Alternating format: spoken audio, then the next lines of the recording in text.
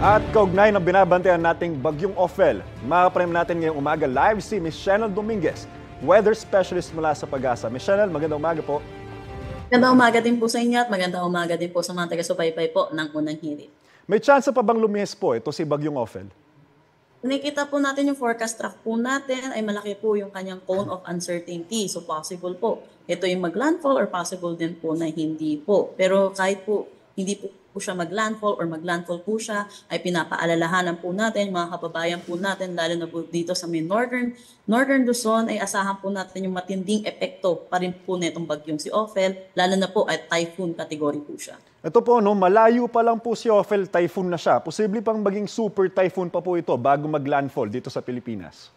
Hindi po natin inaalis ang posibilidad dahil ngayon po, sabi niyo po, nasa karagatan pa po siya at favorable conditions din po ang ating karagatan ngayon for intensifying ng mga bagyo. Kaya hindi rin po natin inaalis ang posibilidad na ito maging ganap na super typhoon.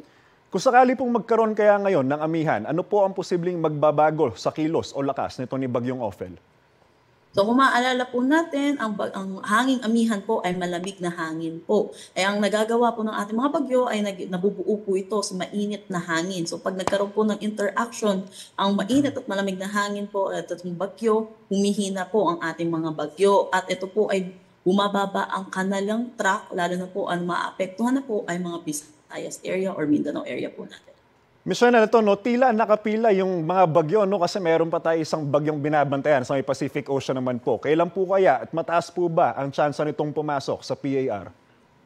Yes po, naglabas po tayo kanina 5 a.m. ng Tropical Cyclone Advisory dito po sa tropical storm na si Manny, international name po niya, na pagpasok po niya ng ating Philippine Area of Responsibility ay tatawagin nating Pipito. Ayon sa ating unang Tropical Cyclone Advisory, possible din po ang landfall scenario dito po sa ating magiging bagyong si Pipito. Ms. Shanel, ito po, last question. Bukod po dito kay Nika, kay Ophel, tsaka kay Pipito, meron pa po ba tayong susunod na makita ang posibleng sama ng panahon?